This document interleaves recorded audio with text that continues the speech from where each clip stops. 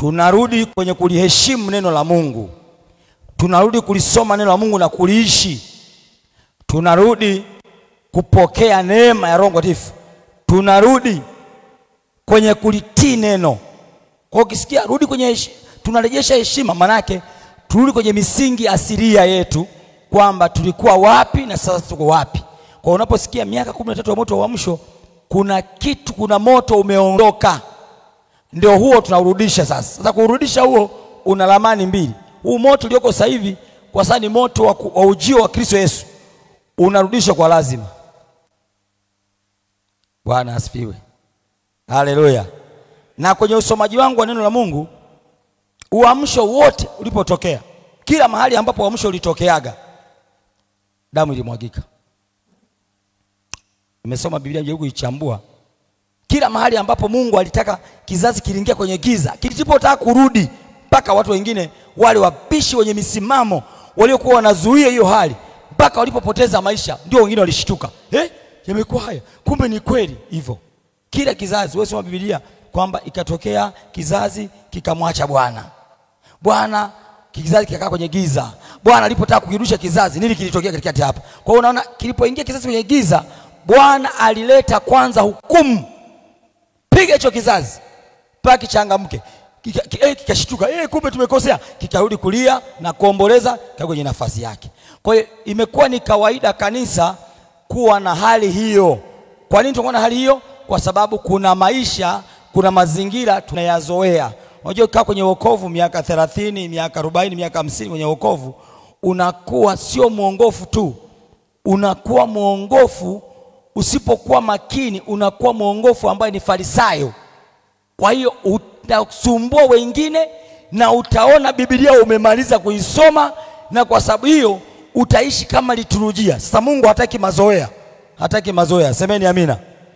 Kwa hiyo tukaagiza kwamba lazima turudi kwenye asili yetu,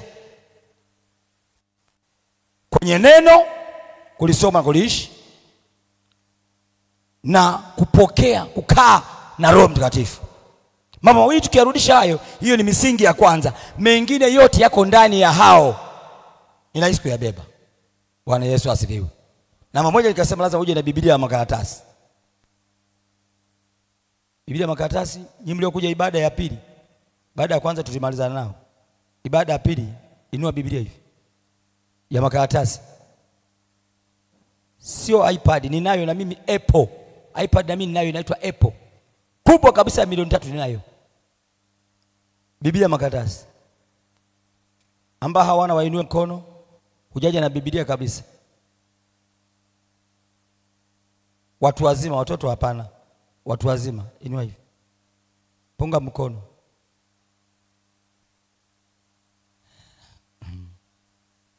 Umeanzisha ugomvi mpya. Hebu msimame. Wa ibada ya pili msimame. Ambao hujaja na Biblia. Si umenipungia mkono ndio usimame. Nimeshakuona. Sio mpaka nije nikikuinua huko. Nikija mpaka huko ni kesi nyingine tena. Utakuwa umejiongea. Wewe simama kwa upendo. Unasita nini tena wewe, mtoto wa Yesu?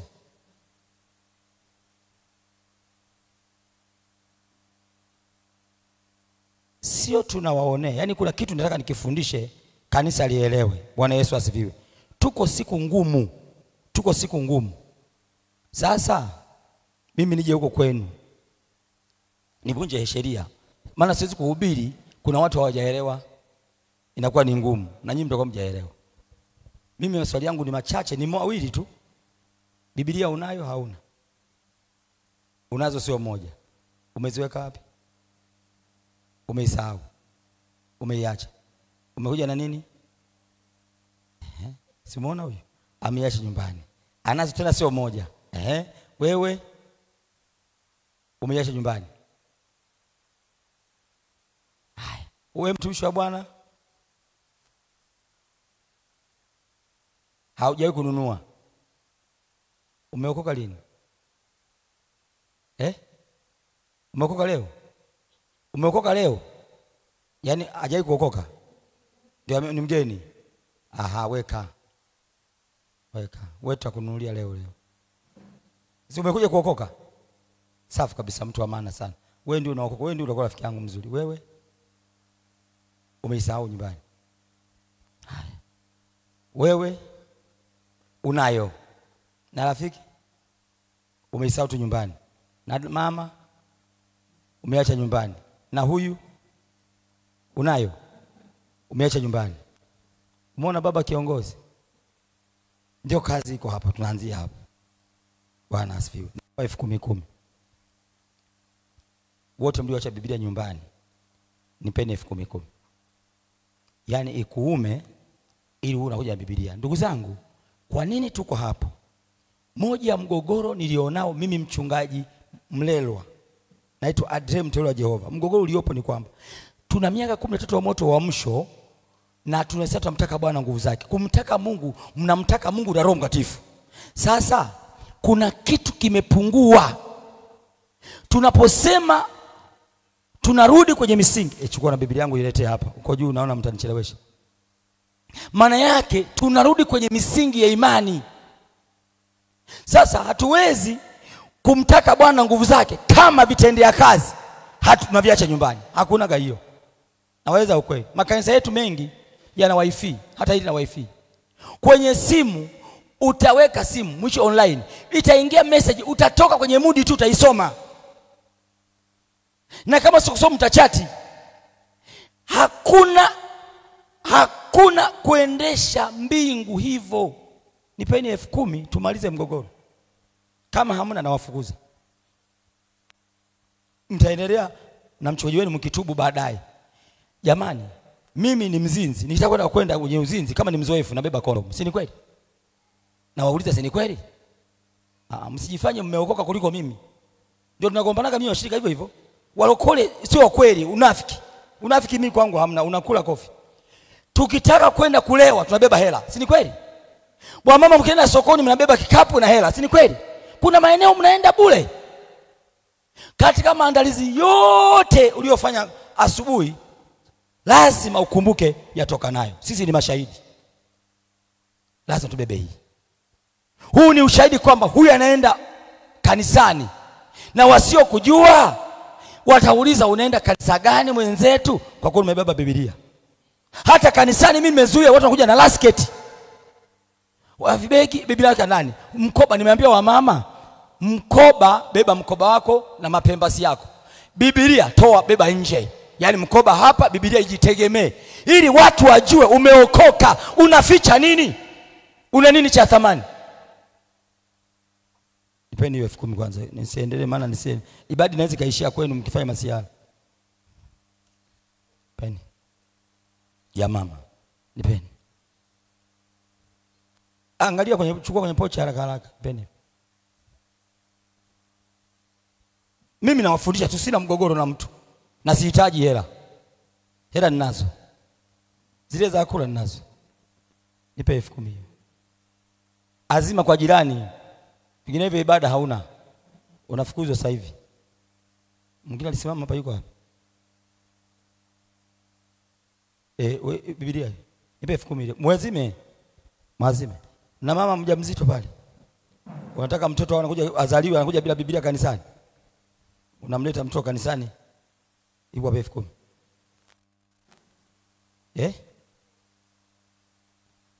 Umekuta safarini. Ni mgeni wewe hapa.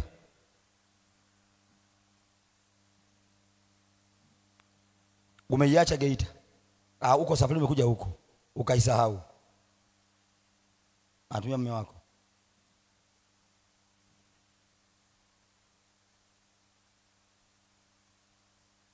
Mko wawili, mmoja akabeba baba kaenda naye. Mama. Uko kwa mama mzazi. Mmoja kwenye uzazi kujifungua. Point yako inakuja ile inakataa. Yaani utetezi wako unakuja ila unakataa kwa sababu yaani wewe binafsi unajiteteaje? Yana amemuunga mama mzazi tena kwenye wokovu. Hapana. Kwenda kubeba Biblia unakuwa umeshachelewa. Wewe uende kutafakari, usio kutafakari. Hapa sijapitia hapa. Mlisimama wengi? Yule mgeni hana shida yeye. Mwingine alisimama wapi hapa? Huku ni bado yule mmoja, mama mjamzito wawili. Mwingine na huyo binti na wewe. Wewe una maelezo gani? Tena binti kabisa. ambao unaweza kufanya kazi za ndani hata kwa kujitolea kwa mtu, ukakubali kudeki nyumba yake mwezi mzima, upewe 30 ya Biblia tu, hata sikulipe mambo mengine, achana nayo. Una babako na mamako hapa? Unafanya kazi gani? Mwanafunzi, umeokoka lini? Kanisani hapa yenu una muda gani? Una miaka miwili. Miaka miwili umenunua nguo hujanunua? Ndani ya miaka miwili. Wewe kwa hiyo kununua nguo kwa ukumbuki Biblia? Lete 10,000, hamna cha wanafunzi hapa. Mamako yuko wapi na babako? Wako Mbeya. Yaani wewe ndio una kesi mbaya, wapigie simu. Wako Mbeya, unakuja Biblia na ni mwanafunzi, nyinyi ndio mnatuangusha, mnabeba mimba kabla wakati. Mnataka kutuletea matatizo. Hapa nimeacha nani? Huko ilikuwa hamna Hapa tayari. Hiyo sio Biblia. Hiyo Agano Jipya. Hiyo ni Biblia libangi hizo. Hiyo sio Biblia, ile bangi. Wewe. Bado watu watatu. Mmoja yule pale, wewe hujanipa jibu. Unafanyaje mteule wa Bwana? Umekosa 10,000. Yaani leo, siku ya leo isiishe bila 10,000. Nisije nikatamka mabaya washirika wakagundua hapa. Ndio na matatizo hayo. Sio kushuhudia tu, toka nje piga simu Kahama uone nimepiga vichawa ngapi. Hatuwezi kwenda mbinguni hivi kizembe, na waeleza ukweli. Yaani kama mnataka kwenda mbinguni, mbingu sio kama Ikuru. Mbingu sio kama Ikuru ya rais iko pale Dodoma. Hakuna mbingu ya design hiyo. Lazima maamuzi magumu yafanyike. Yule mwanafunzi ametoka Mbeya, anasoma huko, hana Biblia. Huyo ni salama huyu? Si kesho mtaona tumbo limejaa hapo. Maana hana ushuhuda.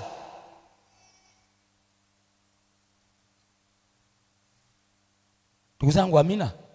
Nauliza kanisa, ninawaonea au ni sawa? Yaani huwezi kuja kwenye ibada bila Biblia. Yaani katika moja ya dhambi ya kwanza, hatuwezi kumshinda shetani kama hatuna neno. Biblia ni ratiba. Inapoingia tarehe 1 mwezi wa kwanza, cha kwanza, hata kanisani kwangu nimewaambia, cha kwanza kanunue Biblia. Yaani Biblia kwangu ziko 50. Yaani wewe ukifika mwaka nunua Biblia nyingine weka. Mwaka ukifika tarehe 1, cha kwanza washike niambia nje hapo napiga uchumi wako. Yaani tarehe 1 cha kununua, mnasherehekea mwaka mpya, sherekea na Biblia mpya. Ndio kwangu hivyo. Kwa hiyo 31 watu wanajipanga kwenda kununua Biblia mpya wanazokuja nazo kanisani. Tarehe 1 tunasherehekea Biblia mpya, mwaka mpya, Biblia mpya, wokovu mpya. Nje hapo hamna. Ndio bajeti ya kwanza. Hakuna napiga uchumi, uwe maskini. Na uwezo huu ninao. Maana mimi ni ndani ya baba, baba yu ndani yangu. Kwa lazima tufike sehemu tukimtaka Mungu arudi. Tunaposema rejesha, maana yake kama mwanamke alikuwa na kiburi, aache kiburi. Bwana asifiwe. Amina, wateule wa Bwana. Kwa hiyo tunaporudisha ibada, sasa wewe mgeni yule wewe wa kuokoka njoo. Wewe njoo uokoke kabisa. Njoo uokoke kabisa. Maana wewe hatuwezi kukuhubiria na hujajaa roho. Kuna mwingine wa kuokoka amekuja?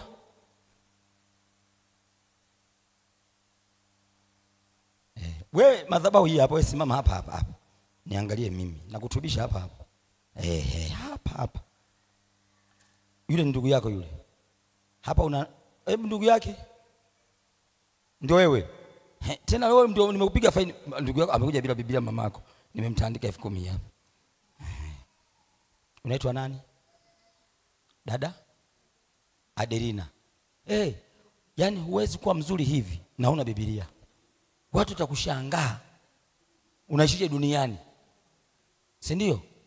Kwa hiyo wewe Biblia unapewa hapa na mama yako yule anaenda kununua. Kwa hela hizi zimeshapatikana. Anunua Biblia nzuri.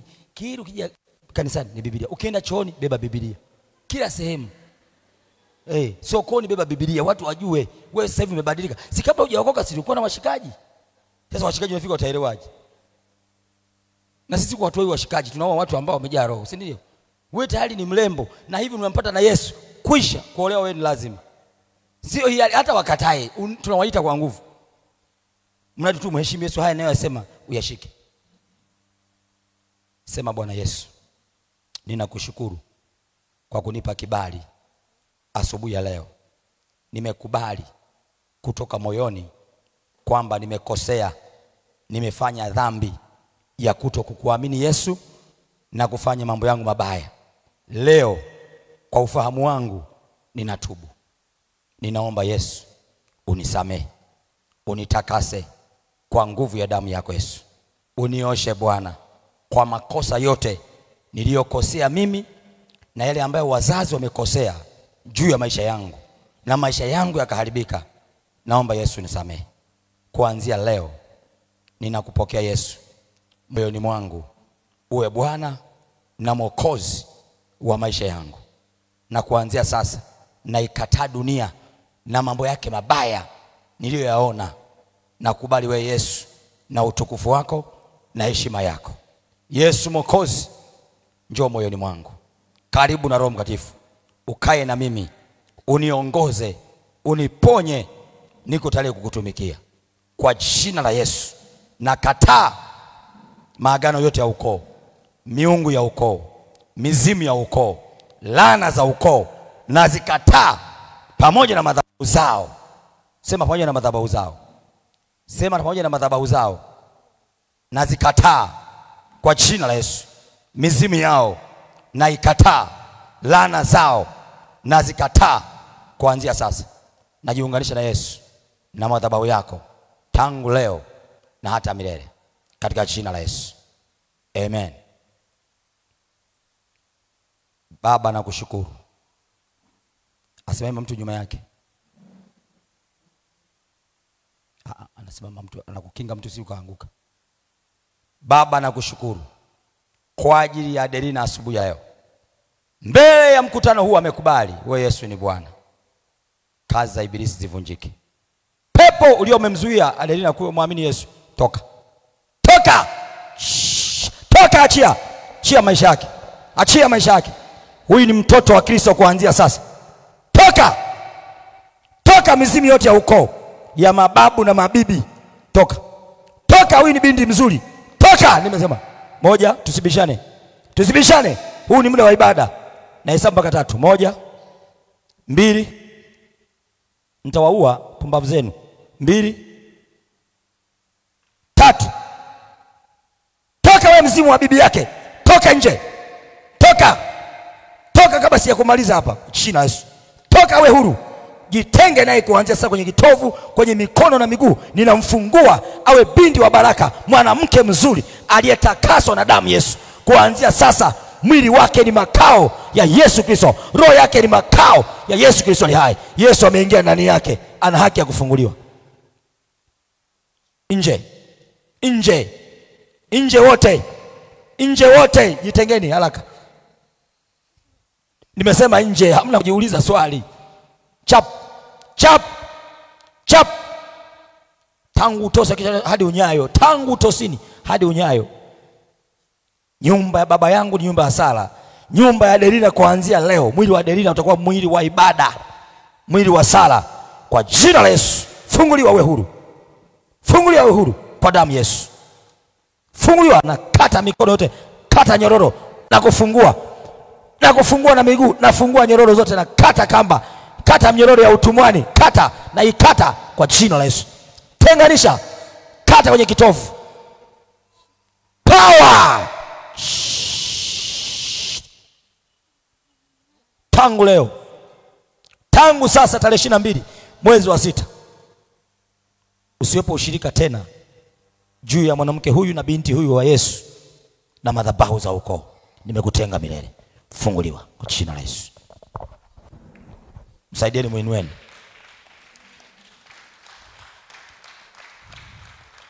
Haya, karibu Adelina. Si unaona raha ya kuja kwa Yesu sasa. Unakuwa na watu wanakuzuia urembo wako. Unaumwaga ni Adelina. Unasumbuka na nini? Sumbuna kwa Yesu. Kulikuwa kichwa. Si wa kichwa kinakuumaga. Haya, kichwa kinakuuma tena sasa hivi hapa. Sasa sina kuumaga mara kwa mara. Sasa nimemuingiza Yesu, walikuwa wamekaa wadudu wale wabaya.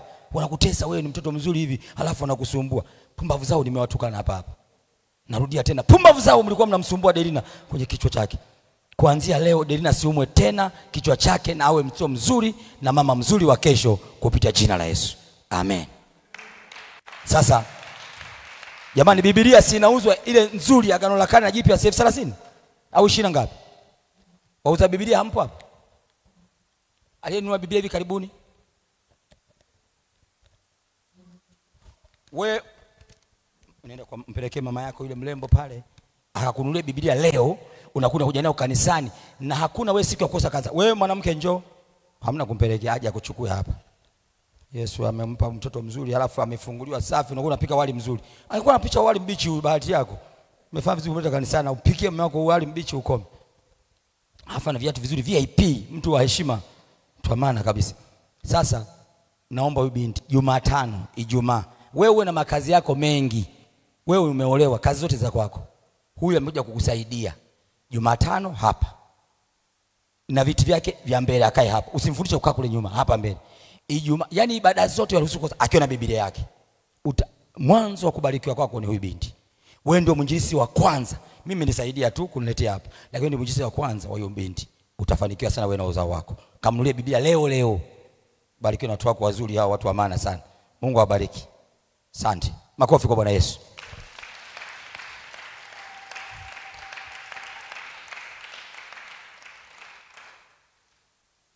Sasa tunaposema turudi kwa ibada pamoja sasa.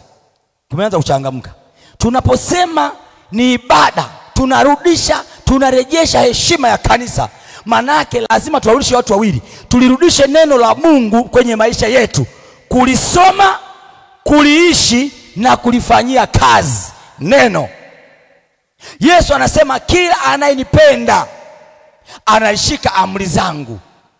Kwa hiyo huwezi kusema unampenda Yesu na huna Biblia na usomi neno, wewe ni mafiki. Kwa lazima turudi hapo. Nimejifunza wiki nzima. Hapo siwezi kupachambua tena. Uende YouTube ya kanisa ukajifunze pale. Naomba tu nyinyi mkwepo usome YouTube. Hilo la kwanza. La pili ni Matendo ya Mitume sura ya 1 mstari wa 8. Lakini mtapokea nguvu akiisha kuwajia juu yenu Roho Mtakatifu, nanyi mtakuwa mashahidi tangu Yerusalemu, Uyahudi, Samaria mpaka nini? Mpaka mwisho wa nchi. Ushahidi wetu ni kukana nguvu. Lazima kanisa kurudi kwenye heshima. Kanisa la kwanza mnaona mpaka vivuli vya kina Petro wagonjwa walipona, ni kwa sababu lilikuwa kwenye misingi ya neno. Halikuwa kanisa tu kama nyumba watu wakusanyike, hapana. Lilikuwa kanisa linaloishi na neno, linaloishi na Roho Mtakatifu, linakaa na Mungu.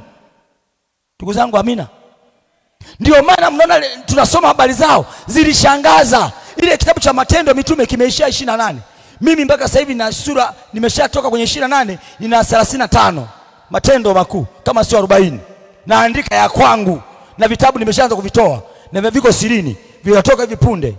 Shuhuda za wazi na picha za watu. Nikasema mimi naanzia 29. Naweka matendo yangu ya 29. 29 nikasema babangu ni mchawi sugu, nacheza naye wa kwanza, atakuwa kwenye historia, anaingia kwenye kitabu cha kwanza, sura 29, namweka babangu. Aliyeloga na kula watoto wake ovyo ovyo, naanza naye. Bwana asifiwe. Yaani kuokoka tu nikasema sura kama Matendo ya Mitume yalishia 28, mimi naanza 29. Naandika tangu siku nimeokoka, nani nimemtia chini, nani nimemtia adabu. Ili nijue nina Mungu tayari, Roho amekuja na kazi gani, na mimi nijue nina neno. Lazima niende kwenye field, kwenye kitu halisi, sio kusoma na baki hapo. Kwa hiyo miaka 13 ya moto wa mwisho tunamrudisha Mungu kwenye kanisa la TAG, semeni amina. Na kurudisha kwenye kanisa yetu huyu Mungu, lazima neno lake ndio chakula. Amina. Ndio maana Biblia kila mwaka lazima ununue. Msisahau Biblia tena. Kabisa. Hii lazima uishi. Kwa kuwa Mungu akitaka kuongea kwa jambo lote, ndio maana wengi ndoto zinawasumbua, mnakosa tafsiri za ndoto, mnaota mnaziacha tu. Kwa nini? Kwa sababu neno halipo. Kwa sababu Roho akisema lazima uwe na neno, ndio atakuwekea the same na neno. Kwa hiyo ni rahisi kukumbuka, imeandikwa kweli same fulani. Sio kila ndoto ina maana. Kuna ndoto Mungu amesema na wewe kwa sauti hujasikia. Ametuma watu hujasikia, mahubiri hujasikia, anakuja kwa ndoto anasema na wewe. Sasa neno likiwepo, tafsiri yake inakuja kwa haraka. Jina la Bwana libarikiwe. Kwa hiyo tunaposema kurejesha, hapa kuna sheria. Tuko siku za mwisho.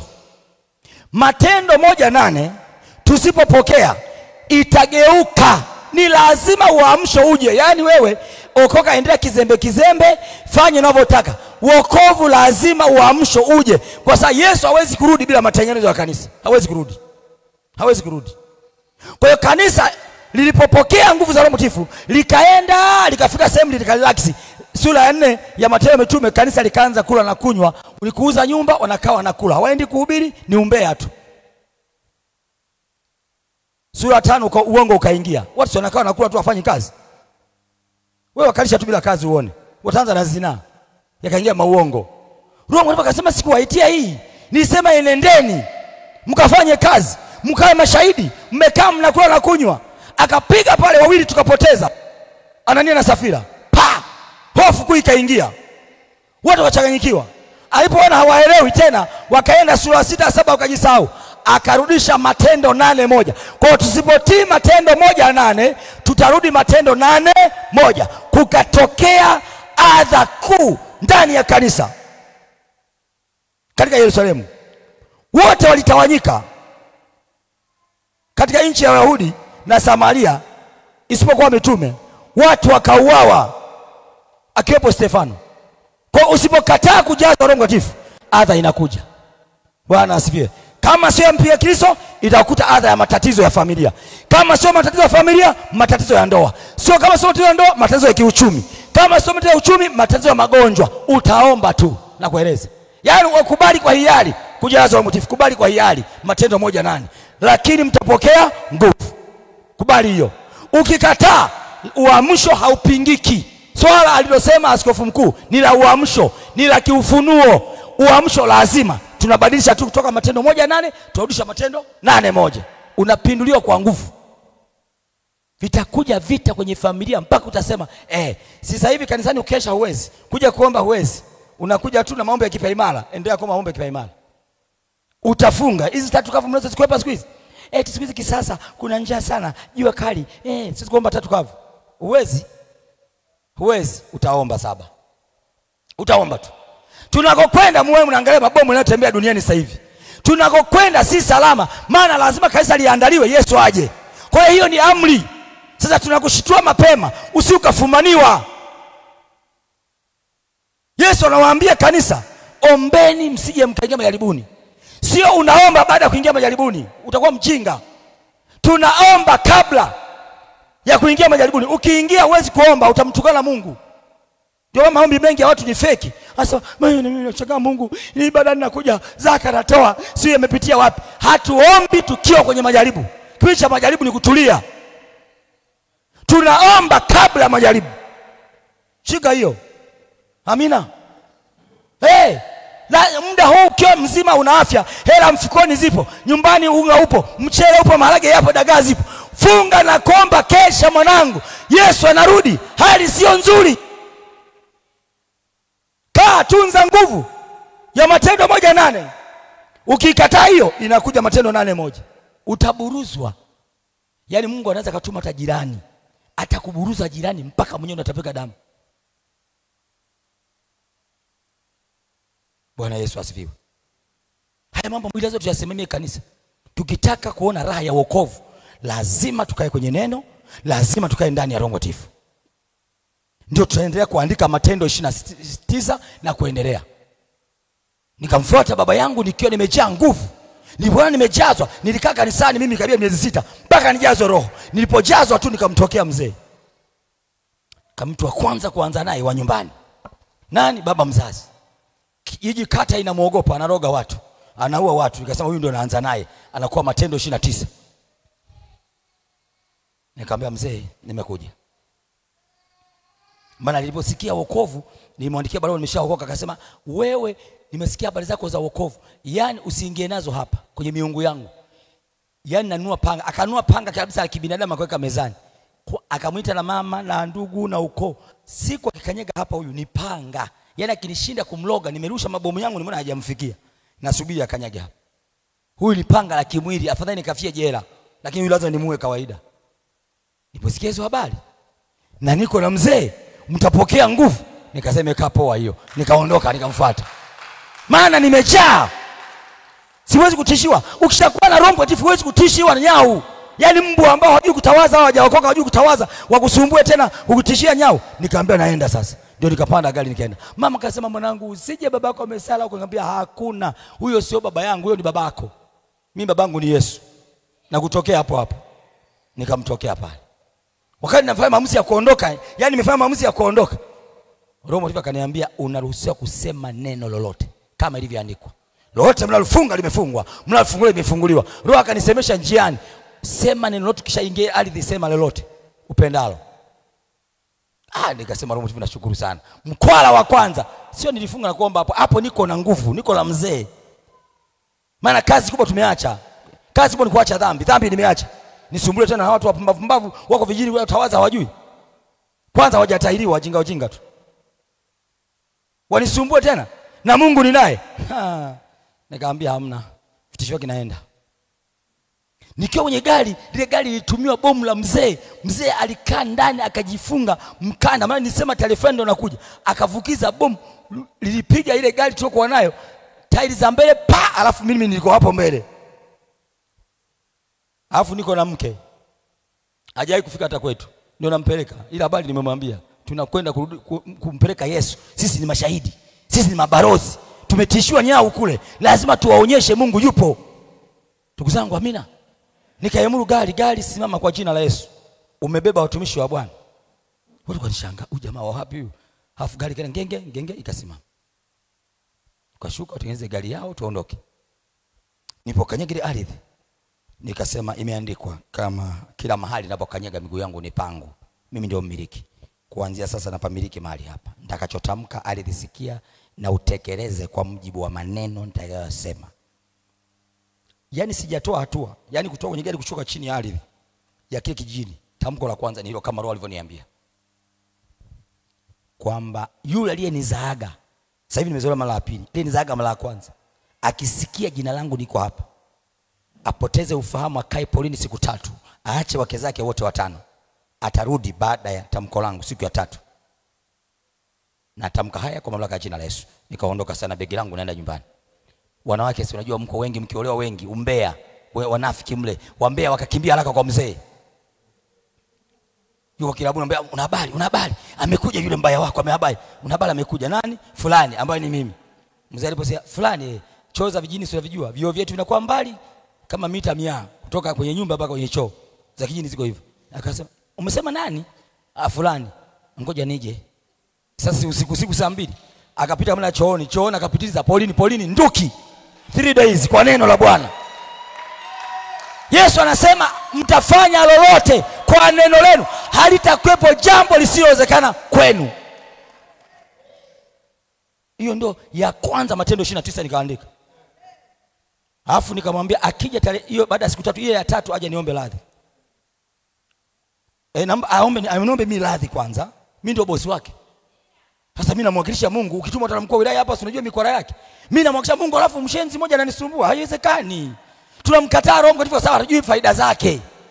Hizo ndio moja ya profiti zake. Yaani anaposema mtapokea nguvu, hii uwezo wake ni kuwa mashahidi kwa wachawi wapi unatamba unavyotaka.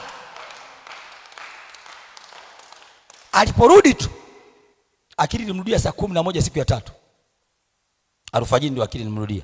Akakimbia na majani mpaka nyumbani. Gongea wake zake kwa sababu anaogopa. Wakamfulia akao niwekeni maji. Aoge. Anasema nimesikia watoto wamekuja. Fulani yule. Wazazi wakasema maana watu walimtafuta nikamwambia mwacheni ni siku 3 ndio atarudi hapa. Wakasema namjua au unamsikia mbaya? Namjua. Si yule aliyenizaaga. Namjua. Ila atakuja hapa baada ya siku 3 kwa neno langu. Ameingia. Anasema kwa hiyo unapata akili kwamba watoto wamekuja wakati watoto wana siku 3 hapa. Anambia pumbavu. Nimesema nitafutieni sasa watoto waje hapa niwasalimie. Ameshasahau napanga aliweka wapi. Halafu kanisa tumekaa. Dunia inatuchezea. Tunavunjiwa heshima kila siku. Maisha yetu hayaendi kwa mekalia watu na baba ametupa nguvu. Lazima tumdhihirishe. Lazima tuonyeshe heshima. Bwana asifiwe. Alipokuja tu namna hii nikamcheki usoni, hawezi kuniangalia usoni. Anafanya hivi.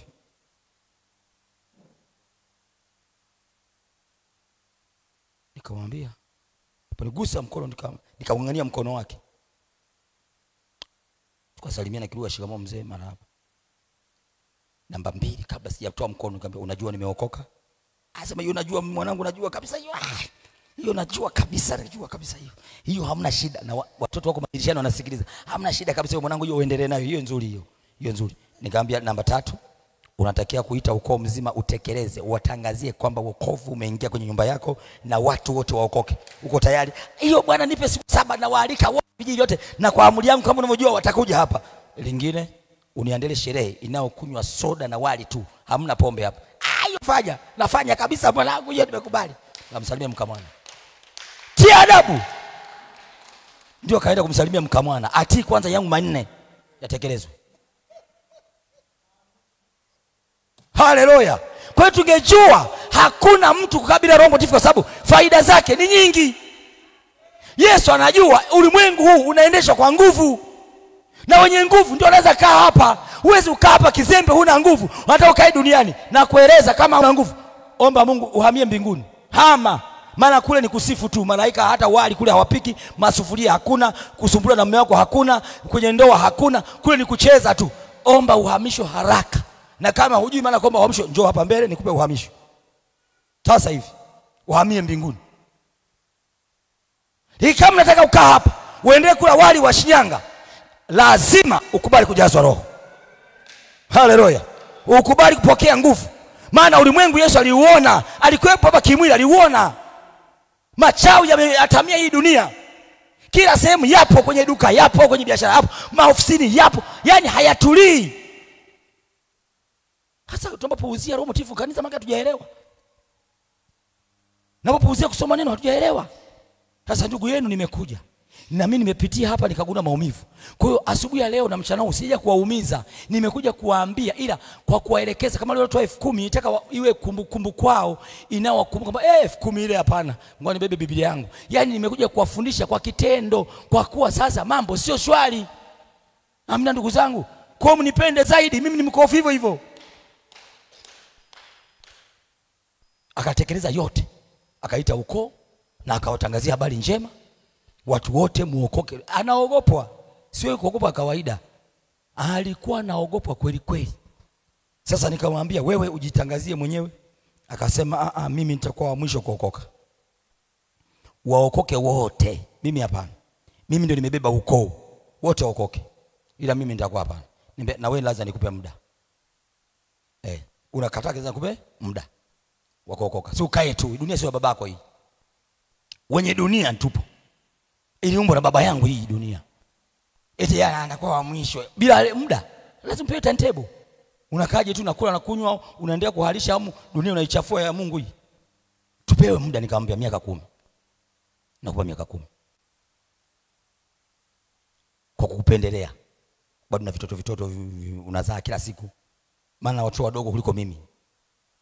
Yaani vinipeka watoto wangu wanasema msalimie baba mdogo. Watoto wangu walimnasa kofi.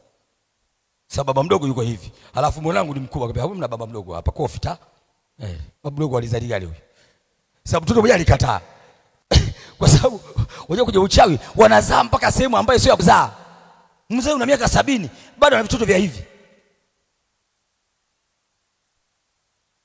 Nikamwambia kwa sababu mtoto wako bado wadogo, nakupa miaka 10. Kwa sababu umenisaidia kuhubiri injili, wote wameokoka, wewe 10. 10 hiyo hakuna na kuhamisha. Unakwenda mbinguni. Hakuna mjadala hapo mzee. Uso kwa uso. Sio niongee kwa maombi. Ni titi for tat. Mzee akasema mimi kabisa. Nikamwambia ni wewe. Wewe unaweza kaniua kabisa. Nikamwambia yani sio kukuua na kuondoa. Nikamwambia ninaomba tuongee mbele ya ukoo. Tusiongee peke yetu. Tukatoka kwa Jamhuri ya Muungano wa Tanzania. Tukasimama.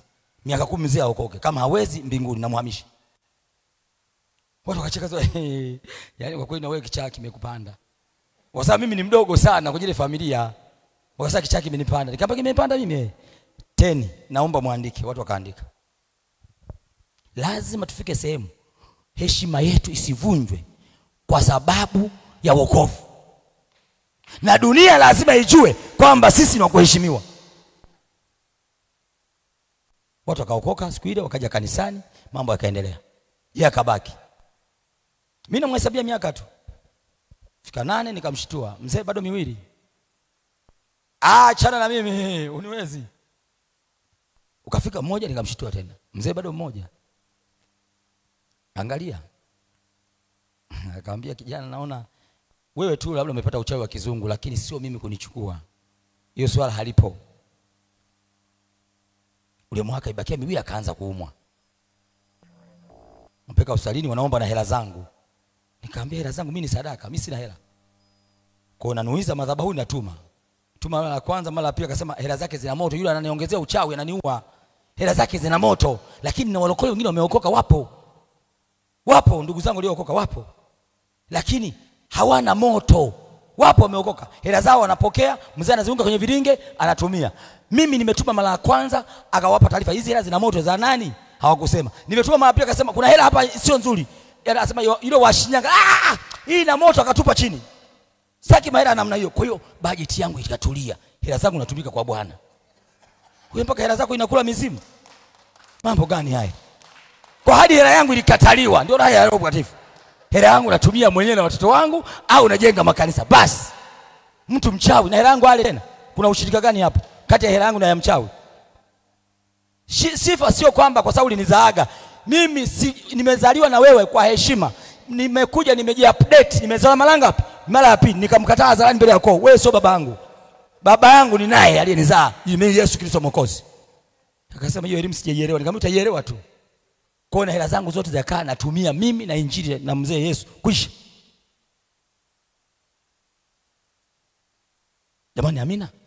Sasa wewe unaona kujaza Roho Mtakatifu, unaona jambo hilo ni kama la uzembe kwa sababu tunaenda kwa lugha tunaomba kama mapovu, ni kama ushamba. Utateseka. Hii dunia kama unataka ukae kwa ustaarabu na kueleza hama. You can't believe. Hama. Ndugu zangu, amina. Miaka miwili, mwaka wa pili nafika, niko Arusha nahubiri injili kwa makamu wa askofu. Nikamwambia nimekumbuka tarehe za mzee kufa ni kama zimefika. Lakini kama bado hawajanipa taarifa kama amekufa. Wakamwambia mzee nani? Nikiwa nahubiri lakini semina siku 5, nikapiga siku ya kwanza, ya pili nikakumbuka kwamba hiyo taarifa kama zimefika. Nikamwambia washirika, Bwana asifiwe, wakasema amina. Nikamwambia baba yangu tulikubaliana jambo fulani kwamba miaka 10 haruhusi kuvuka. Ni mambo mawili nilimwambia, aokoke, mimi nitajenga madhabahu, nijenga kanisa kubwa la watu 200. Sadaka kwa ajili yake kuokoka. Kwa hiyo Yesu ana reserve, ana madhabahu ya watu ngapi? 200. Na nitaingia nyumba kwa nyumba, nitahubiri mwenyewe mpaka 200 waingie kanisani. Hawawezi, nitagalisha watu watakuwa vichaa, nitavuruga mtaa huo nitakaojenga kanisa, wataokoka kwa lazima mpaka 200 wafike. Kwa heshima ya kuokoka mzee. Lakini mara ya pili asipookoka na muhamisha akakae mbinguni. Na mbinguni tuamhamisha tumpeleka kule motoni kuzimu. Asitubu kabisa. Yaani kaambia, asipokubali hilo nafunga hamna kuokoka. Inatosha alivyowatesa watu na yeye akatezeke. Akasema, "Da." Nikasema sasa naona tarehe zimefika. Nasikia naumwa. Sasa naomba utamke mamlaka. Siku 3 zilikuwa zimebakia mbele. Kwenye Alhamisi nikatoa tamko mbele ya kanisa, mbele ya makamu wa askofu wa Arusha. Atakwambia kimuuliza, hata usimuulize. Nikama kwa mamlaka niliyotema nakumbusha tena. Roho Mtakatifu amenikumbusha hili. Ardhi na mauti popote ulipo. Kazi ya mauti, wewe ni mtumishi wangu. Mauti nenda moja kwa moja mpaka kijiji fulani, tafuta mzee fulani, maliza. Nikimaliza semina Jumapili, nisikie tangazo la msiba. Tumemaliza hiyo. Ardhi ni mali ya baba yangu hii. Bwana asifiwe.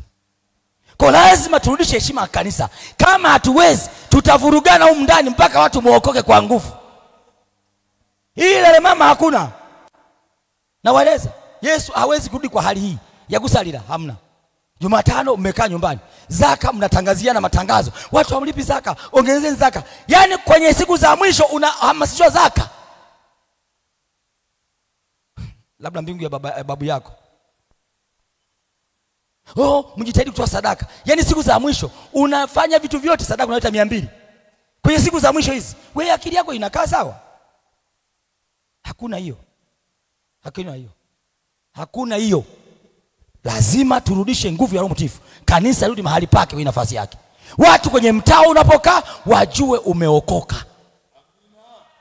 Namaliza ibada tu, simu inaingia. Mzee kakata kamba.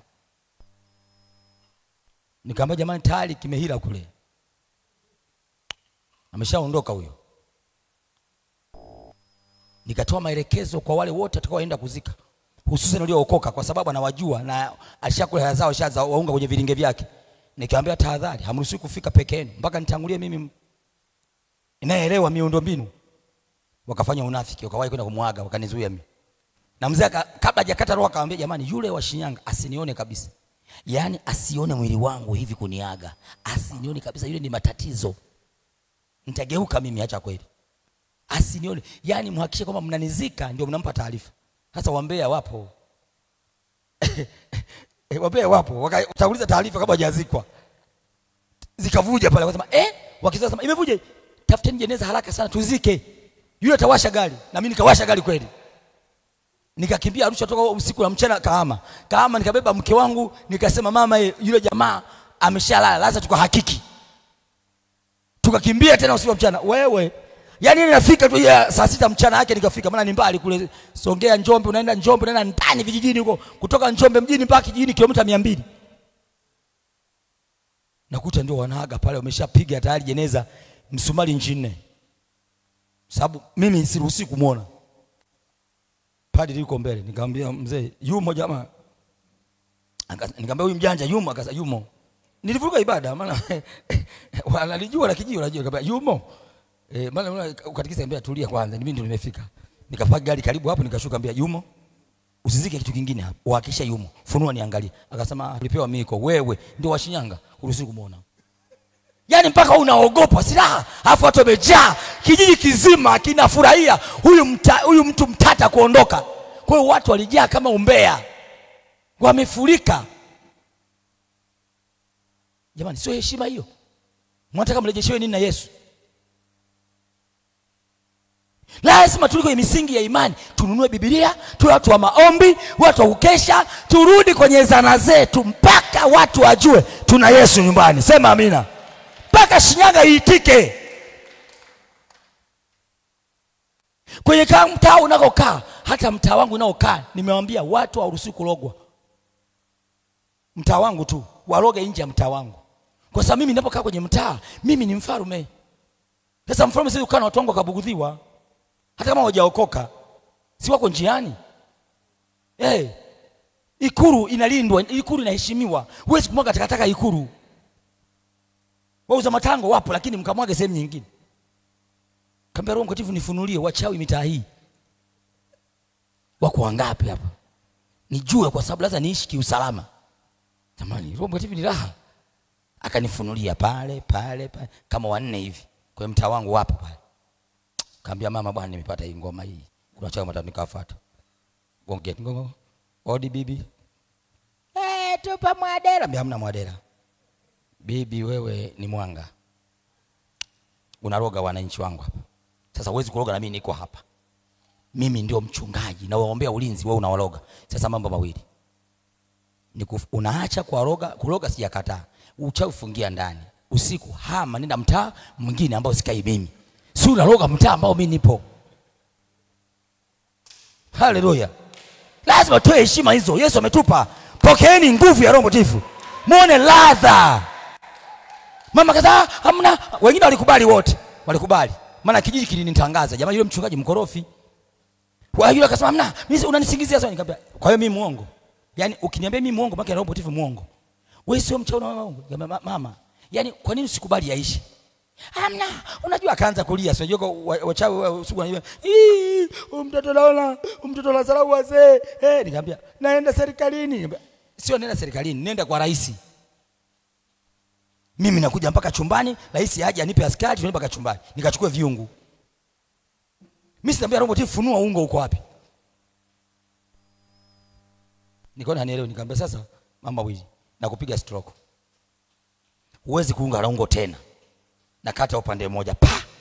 Nikampa kibanzi. Pale sio mpaka nikaombe, nikamwambia kuanzia sasa kwa sababu tunabishana utapata rais. Yuko Muhimbili. Hatuhitaji mjadala wana wa Mungu. Yuko Mloganzila na watu wanaendelea maisha yao vizuri.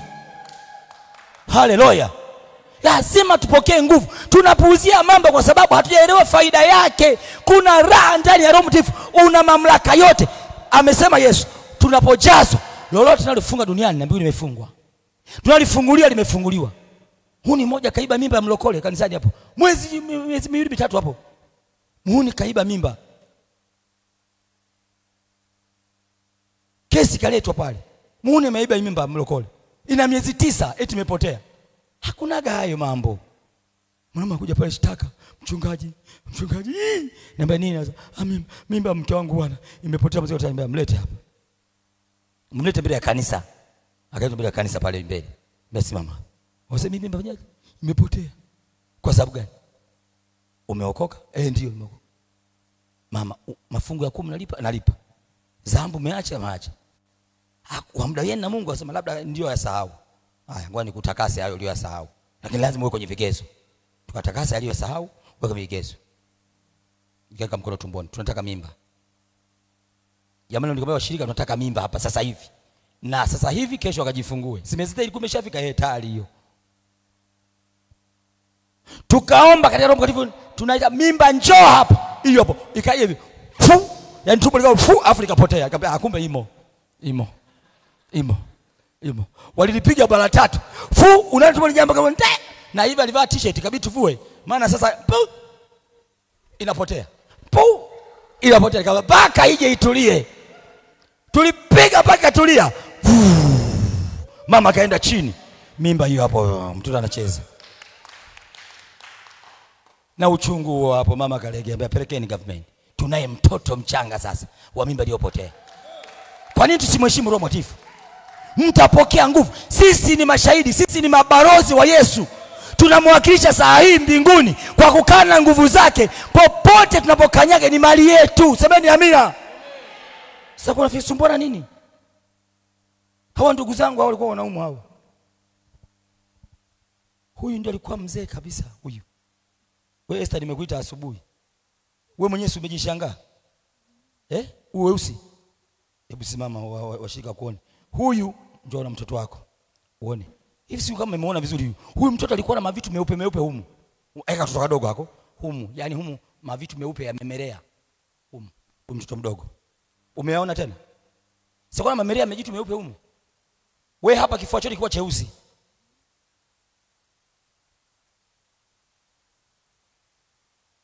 Lakini huyu alikuwa ameokoka. Kosa lake ni dhambi. Tukampelekea kuharibu maisha namna hii. Na wachawi wamemtafuna kweli kweli. Sio mnaona melala vizuri. Sio mlivyokuwa mweupe kumbe ni binti kabisa. Utaolewa tena kumbe. Mimi siku najua ni bibi wa miaka 700. Amefunguliwa. Kacheki afya yako.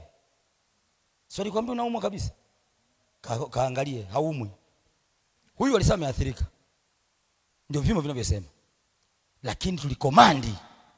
Naona wewe sio tumetoka na yule mtu amerudi sawa sawa, huyu akapime. Kama mzee akaisa akapime tu kesho mtaniambia huyu. Takai mtoto wa Yesu. Kwa nini tumempuuza Roho Mtakatifu? Mateso yote kwa sababu tumempuuza. Roho Mtakatifu omba hata ukiwa chumbani, muhitaji mwambie Mungu naomba unijaze Roho Mtakatifu. Naomba sana. Naomba unijaze, hii ni ahadi. Hakuna kukaa kibachala. Yesu anasema msikae kama yatima. Kukaa bila Roho Mtakatifu ni kukaa kiyatima. Lazima tumrudishe nyumbani. Bwana asifiwe. Ndio heshima yetu itarudi. Kwa sababu neno la Mungu, tunapoishi neno la Mungu kulisoma, tunaonyesha utii. Kwa tunapomtii, Roho Mtakatifu anakuja. Anagundua hao wanamtii Yesu. Hata mtoto asiyetii huwezi kumjali. Shika hiyo maneno. Ndugu zangu amina. Shika hiyo. Usishiki hasara. Usishiki hasara kabisa. Hakikisha maisha unaishi ni kweli yako ndani ya neno la Mungu. Yesu nje ya neno la Mungu. Wachawi wapo, waondoi wapo kabisa. Wapo. Hadi wanaologa biashara wengi, hata washirika wangu walirogwa. Nikamwambia kesi zote za biashara ukirogwa njoo. Ndio washika maoni wangapi nikamwambia njooni. Nipi? Anasema yani hatuuzi baba. Nikamwambia zaka mnalipa? Ibada safi. Kila kitu safi.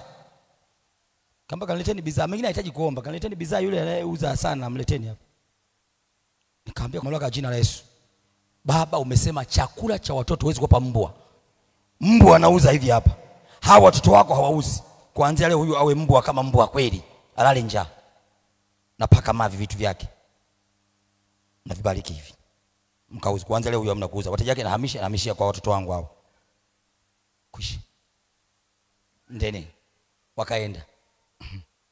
Wanatakiwa wauze mpaka wamalize wao ndio jirani na mauze. Wanauza. Wakasema sasa hivi zaka wamevunja sheria, wananiletea mkononi. Yaani popote nilipo nitapigiwa simu. Yaani wiki kesho nitapigiwa, baba mteule wa Jehova tayari na fungu la 10 zito. Atoe kwenye kikapu. Inaletwa moja kwa moja. Wamemwona Mungu sasa, waweke kwenye kikapu la nini? Waanze kusumbua na Mungu tena. Wanaleta la moto, likiwa la moto. Kutoka dukani moja kwa moja kwa kuhani. Na mimi nakata pale la mzee na dusha kule juu. Lingine yote faster mdomoni. Sasa nichelewe kwa sababu gani? Baba ameniheshimisha yeye mwenyewe. Haleluya. Jaa roho, sema amina. Jaa roho. Utaona furaha ya wokovu. Wokovu sio mgumu.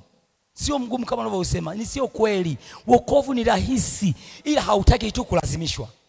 Yaani wokovu unataka, yaani wewe mwenyewe ujirahisi mwenyewe, uende mwenyewe. Ukifojiwa tu ni mgumu. Kabisa. Ndugu zangu amina. Naomba mchana wa leo lipokee neno hili kuwa hazina. Lipokee neno hili na kufanya maamuzi magumu ya kubadilika. Kwamba sasa namhitaji Roho Mtakatifu.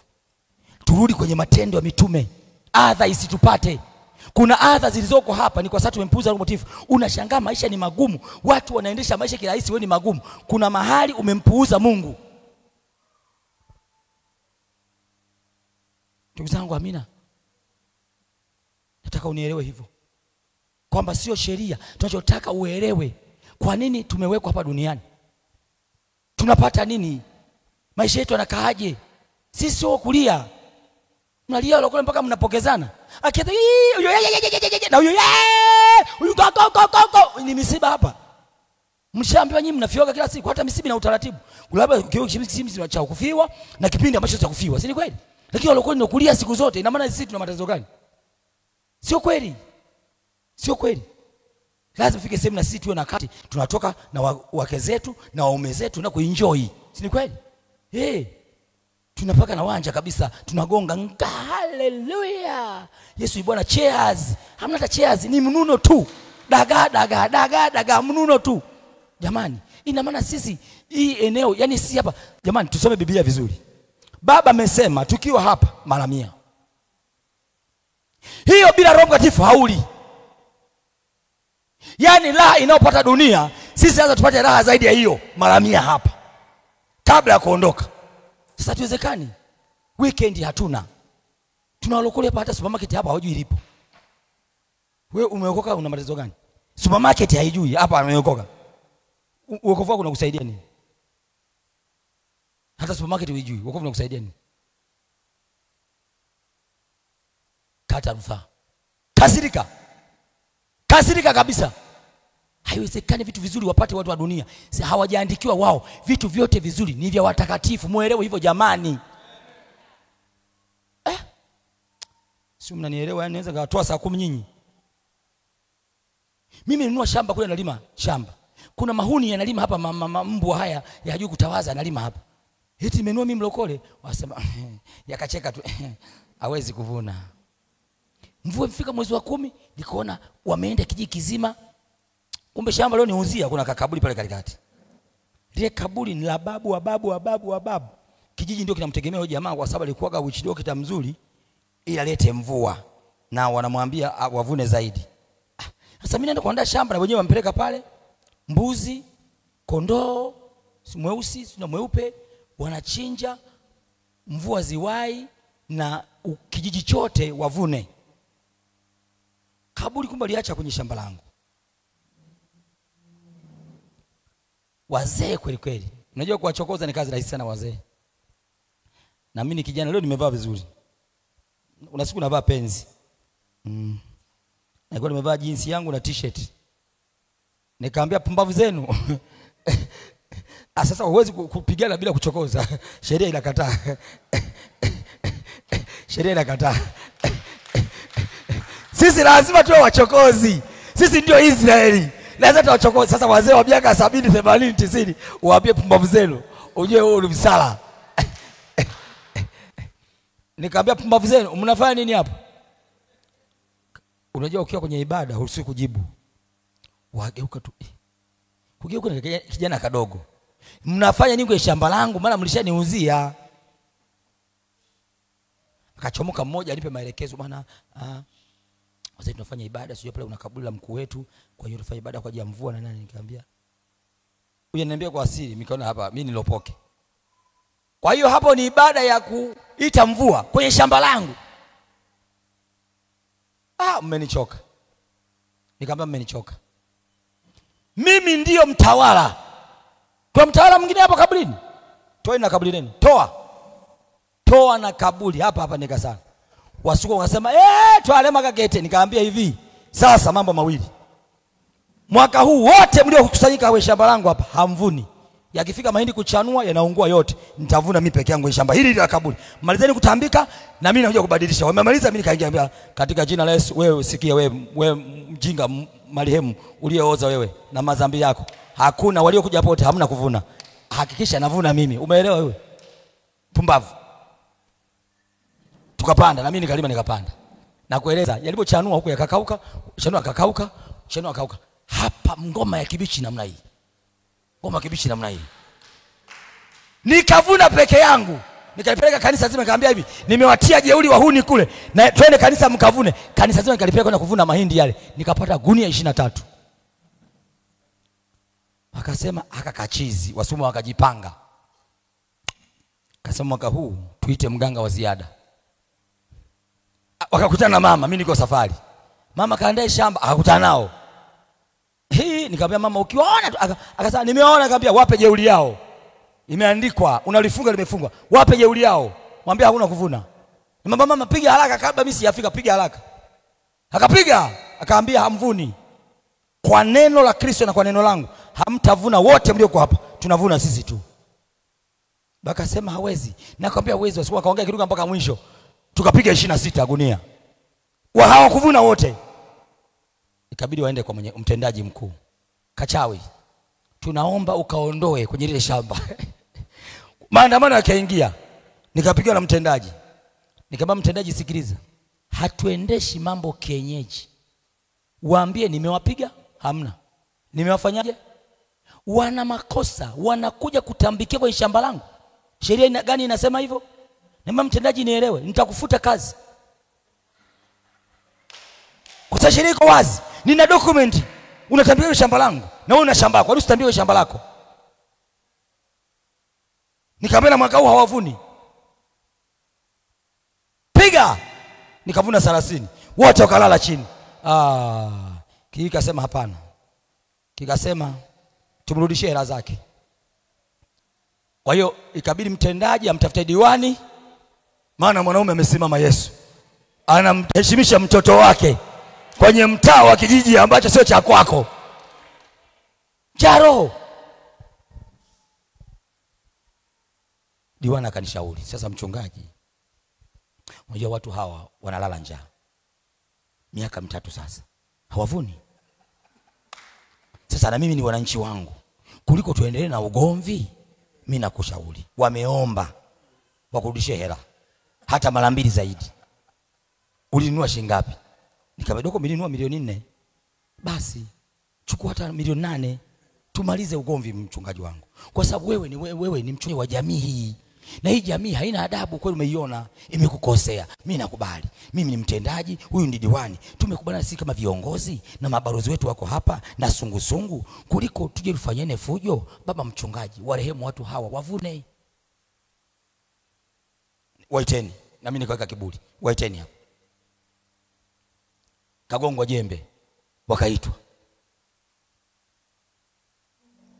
Nikamwambia naomba tamko. Yakatolewa maelezo. Nikasema sasa jambo moja tu, nilitaka mjue kwamba mimi ni nani. Tufahamiane. Sasa kama mnifahamu nyinyi wazee, mimi kabla nyinyi wazee hamjazaliwa mimi nilikuwepo hapa. Wakashtuka. Anambia kabichaji kabisa huyu. Niambia wazee na waeleza, kabla nyinyi hamjazaliwa mimi nilikuwepo. Ndio maana niliwaeleza hamwezi kutoka hapa. kwa heshima ya serikali yetu na wapiga faini, nilinunua milioni 4 miaka 4 iliyopita, 3 iliyopita, 4 iliyopita, mtalipa milioni 8. Si umesema niwaachie shamba lenu wewe? Mtalipa milioni 8 sasa hivi, sio kesho. Ikiwa kesho nakataa. Sawa. Yaliswagwa mang'ombe kwenye mazizi papa na fimbo, yakapelekwa mnadani. Nikaletewa hela zangu keshi pale.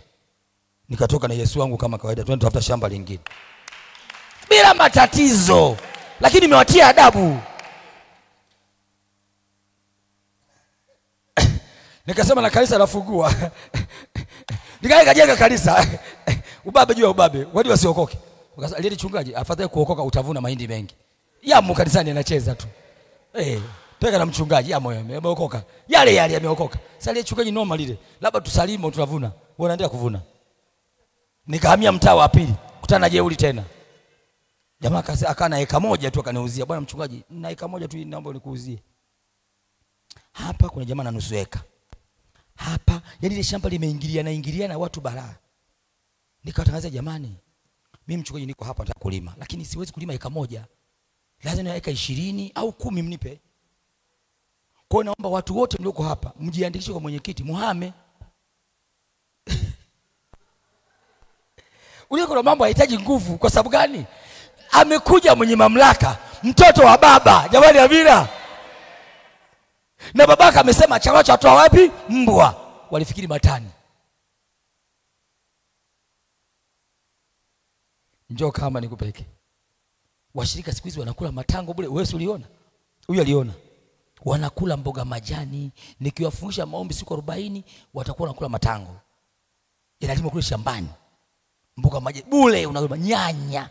Kule nikaweka watu wanalima bidhaa. Kwa hiyo kanisani mshirika hawezi kusema hana hela, hana chakula. Haiwezekani. Chakula kipo cha kutosha. Nalima kwa ajili ya watoto wangu. Kanisa zima mimi ni watoto wangu wote. Una chakula unaniambia kwama kabisa hapa mahindi sina. Naambia ingia kwenye gala la paroko. Kuna gala kweli, sio kagala. Gala yani unakata upande huu wote mpaka hapa, mpaka kwenye ukuta. Gala la baba mchungaji limejaa mipunga mle na mahindi. Mshirika akiokoka hana mwelekeo, unaambia chukua hapa. Ile nimeambia gala la wajane, yatima, maskini wote mnaingia, mnachukua gunia lako nduki nyumbani. Kuna gala la mkaa, gunia kama 100 unajibebe. Unamkataa Roho Mtakatifu. Hama, nenda mbinguni. Nakueleza. Watu wamejikabidhi, wamejisalimisha. Basi baba mchungaji, naomba hapa nikurudishie, unipela kidogo nihame. Wamehama wote. Na shamba lile bahati nzuri liko kwenye kata halafu center. Yaani mahali unaweza kujenga nyumba kuishi, maji yamefika na umeme. Liko ndani ya halmashauri ya mji. Maji na umeme uko pale pale. Kwa mimi nikuvuta tu maji hapo na umeme hapo niweke. Kwisha jenga nyumba yangu hapo. Sasa ndio mkulima, nalima pale bustani na lina mpunga humo, mahindi humo. Utaniambia nini? Na nabishi. Bwana asifiwe. Kwenye wengi kuna mengi. Mmoja akawa mbishi. Wote walitii. Wakaondoka. Mmoja akasema hamna. Siwezi kabisa. Shamba langu lina bwawa, siwezi. Ndio ufanyaje? Siwezi kabisa. Haka jamaa hawezi kuwa na dharau namna hiyo. Eti watu tujiandikishe, hamna. Habari zikanifikia, mtu anasema mmoja amekataa. Huyu wa jirani yako amekataa, ambia ngoja nije. Jamani, tubaki kwa Mungu. Bwana asifiwe. Naomba tubaki kwa Yesu. Nikaenda, nikaambia, nani amekataa? Huyu amekataa. Yaani shamba eti yani tunapakana hivi, yani itairi zimoja. Si ndio? Huku mimi, huku yeye. Hiki ndio kanjia. Hivi kuna kazi hapa? Nikamwambia pumbavu zako. Nikachukua udongo, nikamshambia, wewe udongo sikia. Huu udongo na huu ni shamba moja. Hii njia hamna njia hapa. Hili shamba la huku na hili ni moja. Kwa hiyo nikachukua nikauchanganyia huu hapa. Niambia huyu hapa kama na hela sasa hivi ataugua na watoto wake wote, mgonjwa usiojulikana, maupere, vibarango, naita magonjwa yote yahamie hapa. Auguze mpaka filisike, alafu ndio kuomba hela ya kula. Shamba hili ni moja kuanzia leo. Kwa jina la Yesu alidhisikia. Tuheshimiane. Amen. Naomba mbele ya wapagani, wale wafanyakazi wa kule wameokoka wote. Yaani baada ya tukio jamaa si homa zikaingia. homa ya kwanza ikaenda kwa, unajua Mungu ni fundi, anaenda pale upapendapo. Mwanaume anapendaga wapi? Si kwa mke wake. Tukapiga hapa. Huduma zote za jamii hamna. Ukishika hapa, kwisha. Peleka hapa, peleka hapa, peleka hapa. Hela zikaisha. Uza ng'ombe, peleka zikaisha ng'ombe. Peleka. Mwishoni basi kaleka shamba kama mchungaji, hapana. Uze kaleka shamba mpe mchungaji. Mpe shamba kama mchungaji. Mpeni kaleka shamba, zinisaidie nimeokoe mke wangu kwa kweli. Maana panapouma ni hapo. Mawili, upoteze mke au kabidhi shamba. Watoto wako vyo wakarudisha wote. Washona karudisha wote. Hiyo ni kazi ya Roho Mtakatifu. Lazima kanisa turudi kwenye nafasi yetu. Heshima tunayo, tunajivunjia heshima. Nikaitwa na mtendaji. Bwana tafadhali naomba uje na hela. Yule jirani amekubali. Ana hali mbaya, familia inaumwa. Tunaomba mchungaji tafadhali anda hela yote leta hapa. Saidia huyu mtu. Aliposema hivi nikarudi tena pale. Nikasimama nikahama sasa shamba langu siri. Nikafanya hivi sasa haya yote. Jamani amekubali. Namlipa hela apone. Magonjwa atoke. Apone huyu mpenzi wake arudi. Maana amekubali. Nikamsainisha hivyo mke anaumwa, niambia mke wake anapona. Nikamaliza. Kwisha. Shamba likarudi tena kwangu. Kuna mtu akuuliza hoja tena hapo? Wamefiata mikia wote. Mji mzima, kijiji kizima nafahamika. Diwani akaita kijiji kizima, tunaomba tumpe hati miliki mchungaji. Wote wakaja hapa kunipa hati miliki. Asiguse mtu shamba la mchungaji. Fiata mikia. Nani? Lakini mtapokea nguvu. Kana Yesu. Usiache neno. Utakuwa mtumwa. Mwaka huu nikatangaza nikalima mahindi tu gunia 55. Weka stoko, sio kuuza. Watoto wakiwa na njaa wanafuata mle. Mvua haikunyesha kabisa, watu wajavuna mpunga, binti katoa pale 15. Weka ndani. Sasa hivi ndio yanatoka pale machainizi, matikiti, matango. Sio machache. Ni gari linaenda kubeba. Yetu mjini. Watu wanaenda kuuza kupata hela. Wengine wanakula washirika. Na napinge. Tumempuuza Roho Mtakatifu. Madhara yake kanisa linateseka. Naomba tusimame.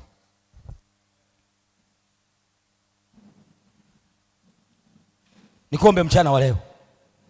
Nimechukua muda wako mwingi, lakini nitaka tu, kuna mahali nitaka uelewe. Unahitaji kusimama kwenye zamu yako.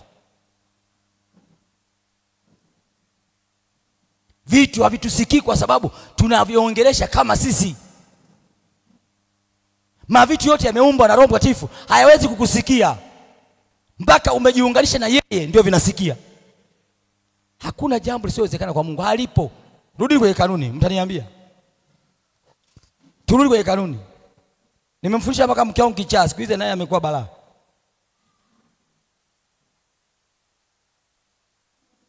Dunia si salama. Tunaishi dunia lakini sio salama. Yesu aliiona nguvu zake. Alikutana na Wagerasi, alikutana na wale wenye magonjwa, wenye ukoma alikutana nao. Aliona jinsi dunia inavyotesa watu, aliiona. Ndio maana akamleta Roho Mtakatifu aweze kutusaidia. Naomba ni mkoroko mbele za Bwana tukamaliza ibada ya mchana wa leo. Sema Bwana Yesu, nalipokea neno lako. Mchana wa leo nalipokea neno lako. Naipokea habari zako za Roho Mtakatifu. Kama ulivyosema, mtapokea nguvu akisha kuajilia juu yenu Roho Mtakatifu. Nami mchana wa leo naomba neno hili likae hai kwangu, likabadilisha maisha yangu, likabadilisha ufahamu wangu. Roho Mtakatifu, nikumbuke tena, unijaze tena. Neema yako isipungue, neema yako isipungue kwangu katika jina la Yesu. Najiunganisha mchana wa leo na madhabahu ya Roho Mtakatifu. Najiunganisha na uweza wa Roho Mtakatifu. Najiunganisha na nguvu ya Roho Mtakatifu. Najiunganisha na upendo wa Roho Mtakatifu. Najiunganisha na mamlaka ya Roho Mtakatifu. Najiunganisha na uzima wa Roho Mtakatifu. najiunganisha na heshima ya Roho Mtakatifu. Yesu nisaidie, Yesu nikumbuke. Saa imefika mtoto wako atukuzwe. Saa imefika mtukuze mwanao Yesu Kristo kupitia maisha yangu. Roho Mtakatifu mtukuze sasa Yesu Kristo kupitia maisha yangu, kupitia maisha yangu. Nami niko tayari kurudi kwenye zamu yangu, ili neema yako ithibitike, ufalme wako uonekane, kwamba wewe Mungu upo na unafanya kazi.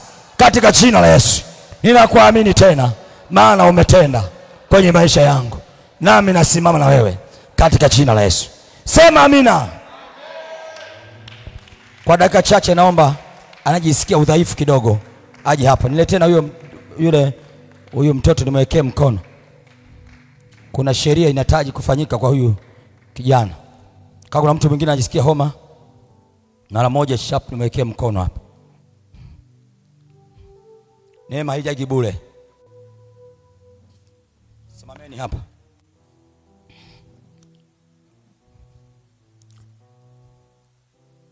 Roho Mtakatifu nakushukuru kwa kuwa saa imefika ya kutukuzwa kwa mwana wa Mungu kupitia Roho Mtakatifu. Saa imefika Ebeneza akutukuze. Saa imefika Ebeneza akutukuze tena kwa kinywa chake.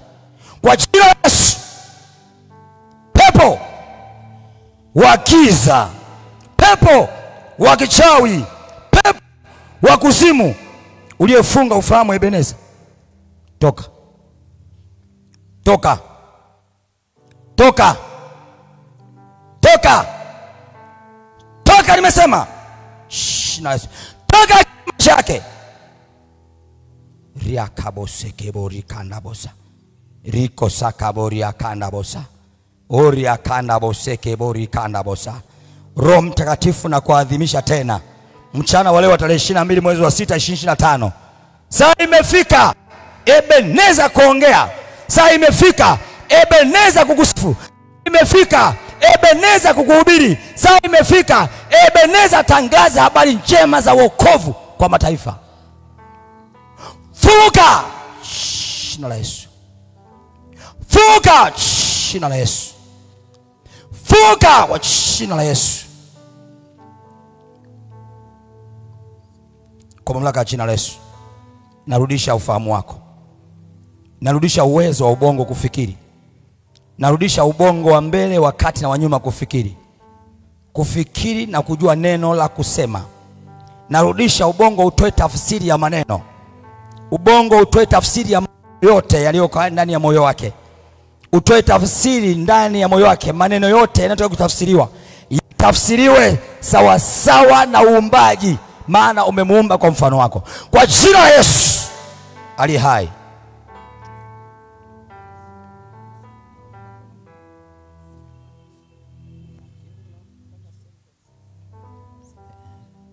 Riakaboseke bori kandabosa.